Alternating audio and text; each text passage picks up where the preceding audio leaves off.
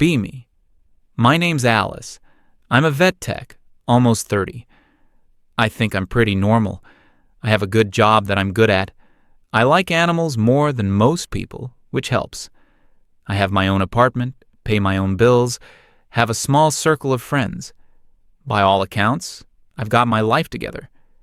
Except for one part, the part that feels like a constant low-grade toothache, dating. For the last, I don't know, 6 or 7 years, I've been on the apps, all of them. It feels like a second job, but one where you never get paid and your boss hates you. I've been on more mediocre coffee dates than I can count. I've perfected the art of the polite but firm, "I don't think we're a match" text. It's not that I'm asking for the moon. My friend agrees. We talk about this all the time. My standards aren't unreasonable. They're just standards. A baseline for a decent human being. I have a list. Not a physical one, but it's burned into my brain. He has to be tall. I'm not a giant, but I like to wear heels and not tower over a guy. So, 6'1", minimum. He needs a career, not just a job, something with a trajectory. Finance, marketing, tech, law, something that shows ambition. This ties into income, obviously. He doesn't need to be a millionaire, but he should be comfortable. 6 figures isn't a crazy ask in this economy. Education is important. A degree from a respectable university. It shows he can commit to something and see it through. And the big one, the absolute deal breaker, his mindset. He has to be a progressive, an ally. He needs to understand concepts like emotional labor and not get defensive when I talk about the patriarchy or toxic masculinity. So many guys fail at that last hurdle. You can feel it on the first date. You mention something you read about the wage gap, and their eyes just glaze over. Or worse, they try to devil's advocate you. Instant disqualification. My friend and I have a term for it, lacking the software. A guy can have all the right hardware, good looks, a decent job, but if the software is outdated, he's useless. We'd spend hours dissecting failed dates, laughing at the sheer cluelessness of some men. It was a bonding experience. We were in the trenches together. This past summer, maybe July, I went to a barbecue. It was hosted by a couple I know from my old neighborhood. Casual thing. Burgers and beers in the backyard. I wasn't there to meet anyone. I was in one of my "I'm taking a break from men" phases. The host was struggling with the propane grill. It wouldn't light. He was getting red-faced and frustrated, smacking the side of it. Then this guy I'd never seen before, Joshua, quietly steps in. He asks the host a couple of questions, calm as can be. He fiddles with the regulator, then goes to his truck and comes back with a small toolbox. No big show. No stand back. Let a real man handle this. Just quiet competence. In about 5 minutes, he has the thing taken apart, finds a blockage in the line, clears it, and puts it all back together. Fires up on the first click. He just nods to the host and goes to grab a bottle of water. Later, I ended up standing next to him by the drink cooler. We had to make small talk. He was polite, asked me what I did for a living. I told him I was a vet tech. His face lit up a little. He told me he had a rescued beagle. He asked smart questions about the dog's health. He was actually listening. I asked him what he did. "I'm an electrician," he said. "I run my own company. Just a small operation, me and a couple of other guys." And my brain just shut down. An electrician. It's not that it's a bad job. It's a useful job. But it wasn't on the list. It was a trade. Blue collar. He wasn't a slob or anything. He was clean. His clothes were fine. He just looked practical, sturdy, like a well-made piece of furniture. He was probably my height, maybe a little taller, but not over 6 feet. We talked for another minute, but I was already mentally checking out. I was calculating the polite amount of time before I could excuse myself. I called my friend on the way home, of course. I told her about the barbecue and about Joshua. "He was nice enough," I said, "and he fixed the grill. which was kind of impressive, I guess. "But?" she prompted. "He's an electrician." I said the word like it was a medical diagnosis. She made a sympathetic noise. "Oh, honey, no." "I know, right? Can you imagine trying to have a conversation about like anything important? He probably thinks feminism is about hating men." "You can't build a future with a guy like that," she said, her voice full of certainty. "You're an educated, professional woman. You need an equal." She was right. She was always right.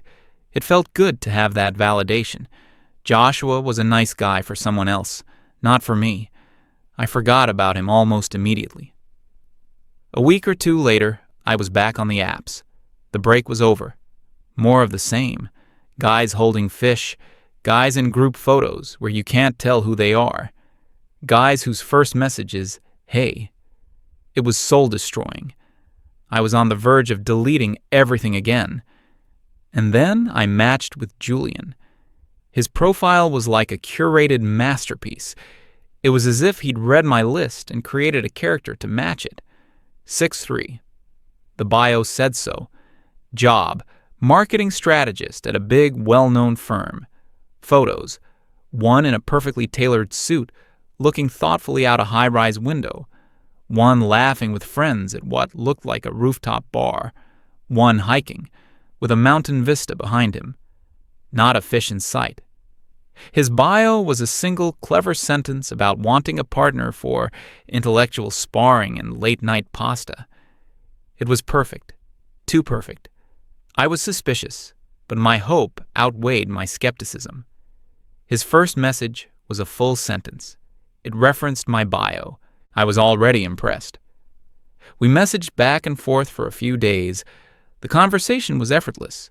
He was witty, intelligent, and asked about my day. He asked me out for drinks at a place I'd always wanted to try, but was too expensive to go to with friends. I spent 2 hours getting ready for that date. I was more nervous and excited than I'd been in years. The date was even better than the texts.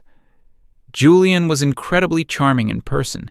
He looked like his pictures, only better. He held my chair for me. He made eye contact. He remembered little details from our text conversation. I decided to test him. I brought up a semi-controversial feminist author I'd been reading. He didn't miss a beat. He knew who she was. He said he'd read a few of her essays and thought she made some incredibly salient points about systemic inequality. He called himself a work in progress, an ally who was always learning and trying to do better. It was like every fantasy I'd ever had about a first date coming true. He insisted on paying. He walked me to my car. He didn't push for anything more than a hug. He texted me an hour later saying he had an amazing time. I practically floated home. I called my friend and gushed for a solid 30 minutes. "I found him," I kept saying. "I actually found a good one." The next few weeks were a blur. He was the perfect boyfriend. He planned thoughtful dates, a picnic in the park, a visit to an art gallery, a cooking class. He texted me good morning every day. He called me on his way home from work just to chat. He met my friend and completely charmed her. She pulled me aside later and told me, "Do not let this one go." I deleted all the dating apps from my phone. I felt so smug. I'd done it. I'd waded through the swamp and found my prince.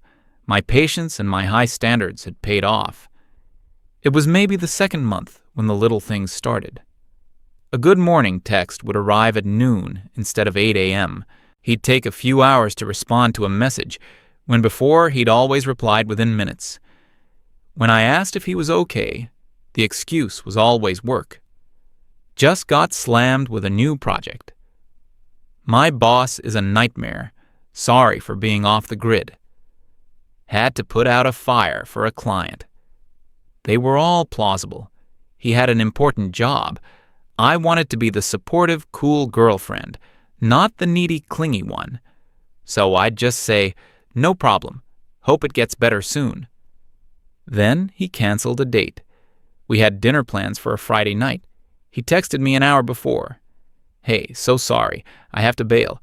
My team just got called into a last-minute brainstorming session. Going to be here all night. Rain check soon?" I was disappointed, but I understood. I told him not to worry about it.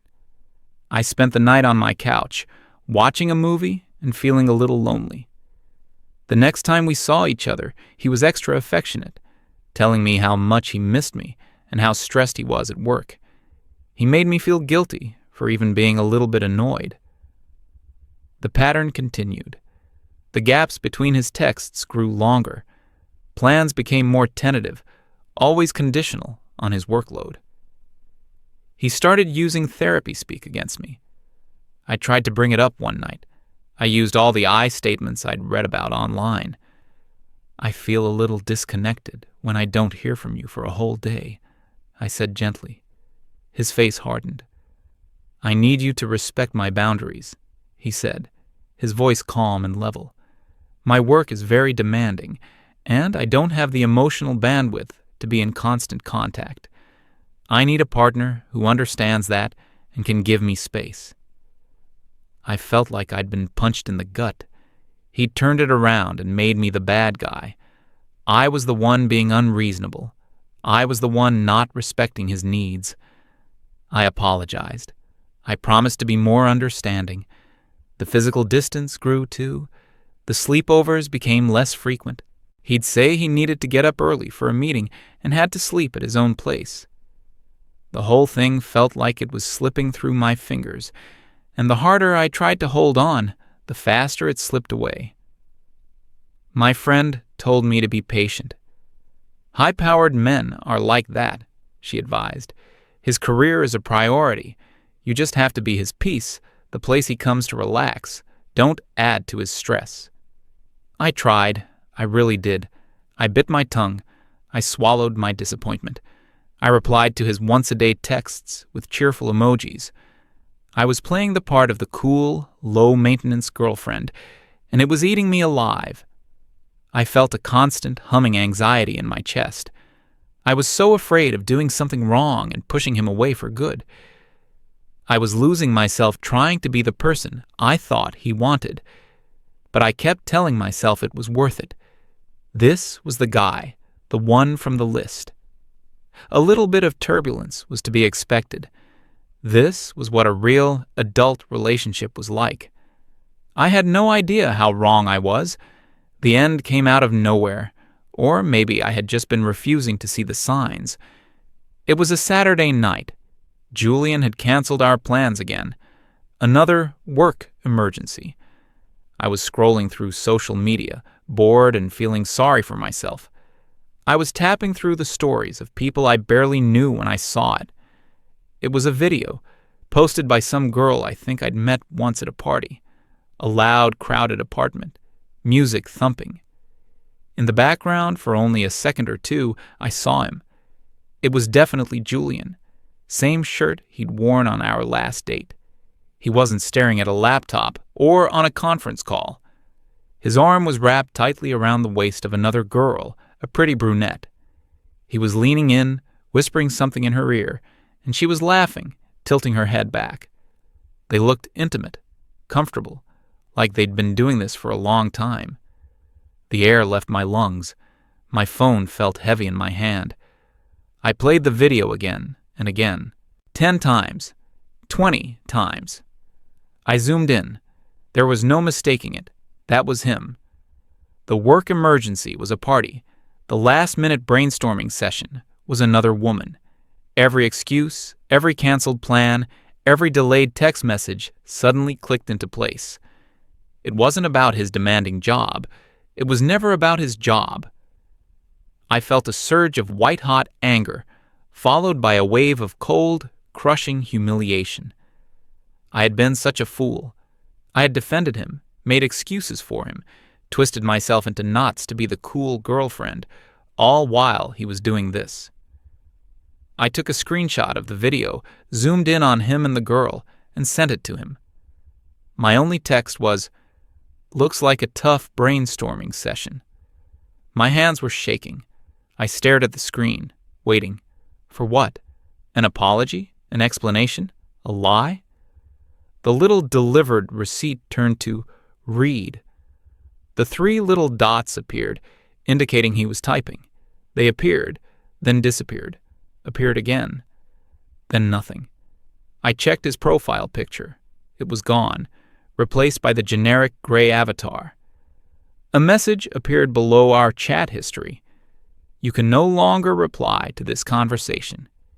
He had blocked me. No fight, no tearful confession, no screaming match, just a click. I was deleted. That was it. Months of my life, my emotional investment, my hopes, all erased with the press of a button. I didn't cry at first. I was in shock. I called my friend. She was furious on my behalf. He's a classic narcissist, she declared. He love-bombed you and then devalued you. This is what toxic masculinity looks like in its purest form. He's human garbage, she said. Men are trash, all of them. Her anger felt good. It was validating. It was easier to be angry at all men than to feel the specific personal shame of being played so easily. We spent the next week talking about how awful Julian was, how all the good men were just better at hiding it, how the whole system was rigged against women. It was our familiar script, but this time it felt different. It felt less like a theoretical discussion and more like a diagnosis of a terminal illness. After the anger faded, the sadness set in, a deep, heavy exhaustion. I got back on the apps, mostly out of habit. A desperate attempt to prove to myself that Julian wasn't the only option. But my heart wasn't in it. Every profile seemed like a parody. The guy with the finance job, probably another Julian, just waiting to ghost me. The guy who said he was a feminist in his bio, probably just knew it was a good line. Every man was a potential threat. Every profile a collection of potential lies. The dates I forced myself to go on were disastrous. I was cynical and detached. I was projecting Julian's sins onto every man who sat across from me. One guy could tell. He looked at me halfway through our coffee and said, "You seem really angry. Are you okay?" I almost burst into tears right there. I made an excuse and left. The next few months were a blur of work, sleep, and commiserating with my friend. We became an echo chamber of bitterness. Every conversation revolved around the fundamental flaws of men. We convinced ourselves that being single was a political statement. We didn't need men. We were fine on our own. But on quiet nights, alone in my apartment, I knew it was a lie. I was profoundly lonely. I just didn't see a way out. The dating pool seemed like a contaminated reservoir, and I was tired of getting sick. It was sometime in the fall, maybe October. The leaves were changing. I ran into the guy who'd hosted that barbecue from the summer. We were in line at the same grocery store. We made small talk, the weather, work, the usual. "Hey," he said, as if just remembering something. "You met my friend Joshua at that party, right?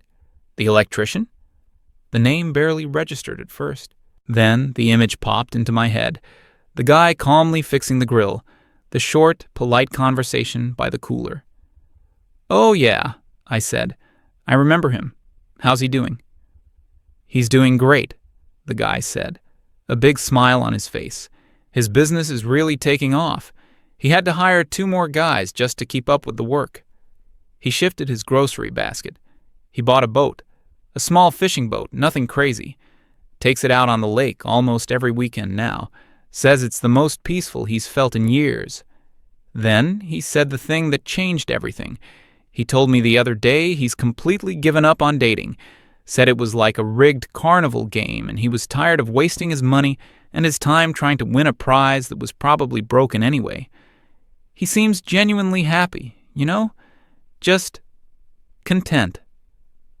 I stood there, holding a carton of milk, and felt like the floor had dropped out from under me. Content. Joshua wasn't miserable because he was single. He wasn't desperately swiping on apps, trying to find someone. He had just opted out. He'd looked at the circus of dating, as I'd come to think of it, and just walked away. He was building his business. He was enjoying his hobbies. He was creating his own happiness on his own terms. He didn't need a woman's approval or validation to feel complete. And in that moment, a thought hit me with the force of a physical blow. Julian, the perfect man from the list, was the one playing the game. He was an expert at it. He knew exactly what to say and do to win, only to discard the prize as soon as he got it. Joshua, the simple electrician, was the one who was too smart to play a rigged game in the first place. My entire worldview tilted on its axis. For years, my friend and I had been complaining that there were no good men left. It had never, ever occurred to me that the good men might not be gone, but had simply gone somewhere else. That they'd gotten tired of being judged on their height and their job title, tired of being tested and viewed with suspicion, tired of walking on eggshells, afraid of saying the wrong thing about toxic masculinity. They hadn't been rejected by us. They had rejected the entire process. My list, my stupid, arrogant list. It wasn't a tool for finding a good partner. It was a filter designed to screen out guys like Joshua and let in guys like Julian. I hadn't been searching for a good man. I'd been searching for a man who looked good on paper, and I'd gotten exactly what I asked for. I got home and felt a desperate, panicked urgency. I had been so wrong, so unbelievably, fundamentally wrong. I scrolled through my contacts until I found the number for the guy from the grocery store. My hands were trembling as I typed out the text. Hey, super random question, but would you happen to have Joshua's number? The guy from the BBQ. I'd like to ask him something. He sent it over a few minutes later, no questions asked. I stared at the number on my screen for a long time. An hour? Maybe more? What was I even going to say? Sorry, I wrote you off because of your job, but I've since been emotionally destroyed by the type of man I thought I wanted, and I now see the error of my ways? I decided to keep it simple. Hope for the best. I typed, Hi Joshua, this is Alice. We met at that barbecue over the summer. I know this is coming out of the blue, but I was wondering if you might be interested in getting coffee sometime. I hit send before I could lose my nerve, and then I waited. I paced my apartment. I checked my phone every 30 seconds. My heart was pounding. I was creating a whole new fantasy in my head. He'd say yes. We'd go out. I'd be different this time. I'd appreciate him for who he was. A stable, competent, kind man. We'd laugh about how I was an idiot before. It would be a great story to tell our kids one day.